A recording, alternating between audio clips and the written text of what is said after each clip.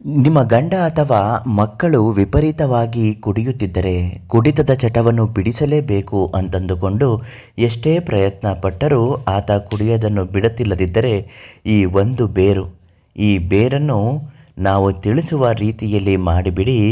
ಕೇವಲ 3 ದಿನದೊಳಗಾಗಿ ಕುಡಿತದ ಚಟವನ್ನು ಈ ಜನ್ಮ ಅಲ್ಲ ಮುಂದಿನ ಜನ್ಮದಲ್ಲೂ ಕುಡಿಯೋದಿಲ್ಲ, ಅಷ್ಟರ ಮಟ್ಟಿಗೆ ಕಾರ್ಯನಿರ್ವಹಿಸುತ್ತದೆ. ಆ ಬೇರು ಯಾವುದು, ಅದು ಎಲ್ಲಿ ಸಿಗುತ್ತೆ ಮತ್ತು ಅದರ ಉಪಯೋಗವೇನು ಇವತ್ತಿನ ಮಾಹಿತಿಯಲ್ಲಿ ತಿಳಿಸಿಕೊಡ್ತೀನಿ.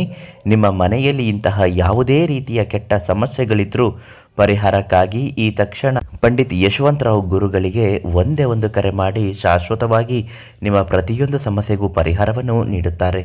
ಗುರುಗಳು ನೀಡುವಂತಹ ಈ ಒಂದು ಅಪರೂಪದ ಲಾವಂಚದ ಬೇರು, ಇದಕ್ಕೆ ಯಾವುದೇ ಮನೆಯಲ್ಲಿ ಕುಡಿತದ ಚಟ ಇದ್ದರೆ, ಯಾವುದೇ ಮನೆಯಲ್ಲಿ ದುಷ್ಟ ಚಟ ಇದ್ದರೆ, ಯಾವುದೇ ಮನೆಯಲ್ಲಿ ನರದೃಷ್ಟಿ ದೋಷಗಳು ಇತ್ತು ಅನ್ನೋದಾದರೂ ಕೂಡ ಈ ಬೇರಿಗೆ ಮಂತ್ರಸಿದ್ಧಿ ಶಕ್ತಿಯಿಂದ ಪೂಜಿಸಿ ಅದನ್ನು ತೆಗೆದುಕೊಂಡು ಬಂದು ಮನೆಯ ಉತ್ತರ ದಿಕ್ಕಿನಲ್ಲಿಟ್ಟು ಪೂಜೆ ಮಾಡಿದ ಬಳಿಕ ನಿಮ್ಮ ಪತಿ ಅಥವಾ ನಿಮ್ಮ ಮಕ್ಕಳು ಕುಡಿಯುತ್ತಿದ್ದರೆ ಅವರ ದಿಂಬಿನ ಕೆಳಗಡೆ ಅದನ್ನು ಅವರಿಗೆ ಗೊತ್ತಿಲ್ಲದ ರೀತಿಯಲ್ಲಿ ಇಡಬೇಕು. ಈ ಲಾವಂಚದ ಬೇರಿನಲ್ಲಿ ಅಪರೂಪವಾದ ಶಕ್ತಿ ಇರುವುದರಿಂದ ಹಾಲಿನಲ್ಲಿ ಅದನ್ನು 1 ದಿನ ರಾತ್ರಿ ಹೊತ್ತು ನೆನೆಸಬೇಕು. ಹಾಲಿನ ಒಳಗಡೆ 1 ರಾತ್ರಿ ನೆನೆಸಿದ ನಂತರ ಮಾರನೇ ದಿನ ತೆಗೆದು ಅದಕ್ಕೆ ಪೂಜೆ ಮಾಡಲು ಕುಂಕುಮ ಅರಿಶಿಣವನ್ನು ಹಾಕಿ ಭಕ್ತಿ ಸಂಕಲ್ಪದಿಂದ ಪೂಜಿಸಿ.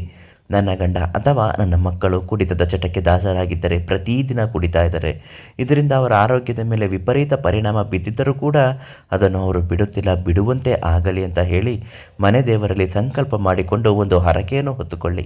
ಹರಕೆಯನ್ನು ನಿಮ್ಮ ಮನೆಯಲ್ಲಿ ಕಷ್ಟಗಳು ನಿವಾರಣೆ ಆದ ಮೇಲೆ ಶತಸಿದ್ಧವಾಗಿ ತೀರಿಸಲೇಬೇಕಾಗುತ್ತದೆ. ಈ ಹರಕೆಯನ್ನು ಹೊತ್ತುಕೊಂಡಾದ ನಂತರ ಆ ಬೇರನ್ನು ತೆಗೆದುಕೊಂಡು ಬಂದು ಹಳದಿ ಬಟ್ಟೆಯಲ್ಲಿ ಸುತ್ತಿ ಅದನ್ನು ನಿಮ್ಮ ಗಂಡ ಅಥವಾ ಮಕ್ಕಳು ಮಲಗುವ ಕೋಣೆಯ ದಿಂಬಿನ ಕೆಳಗಡೆ ಅಥವಾ ಹಾಸಿಗೆ ಕೆಳಗಡೆ ಇಡಬೇಕು. ಈ ರೀತಿ ಮಾಡಿ 3 ದಿನದಲ್ಲಿ ಕುಡಿತದ ಚಟವನ್ನು ದೈವ ಅನುಗ್ರಹ ಪ್ರೇರಣೆಯಿಂದ ಬಿಟ್ಟೇ ಬಿಡುತ್ತಾರೆ. ಅದಕ್ಕಾಗಿ ಈ ಲಾವಂಚದ ಬೇರನ್ನು ಪಡೆದುಕೊಳ್ಳಲು ಈ ತಕ್ಷಣ ಪಂಡಿತ್ ಯಶವಂತರಾವ್ ಗುರುಗಳಿಗೆ ಕರೆ ಮಾಡಿ ಅವರು ನಿಮಗೆ ಪರಿಹಾರವನ್ನು ಹೇಳುತ್ತಾ ಈ ಬೇರನ್ನು ನೀಡುತ್ತಾರೆ. ತುಂಬ ಒಳ್ಳೆಯದಾಗುತ್ತೆ. ಒಳ್ಳೆಯದಾಗಲಿ.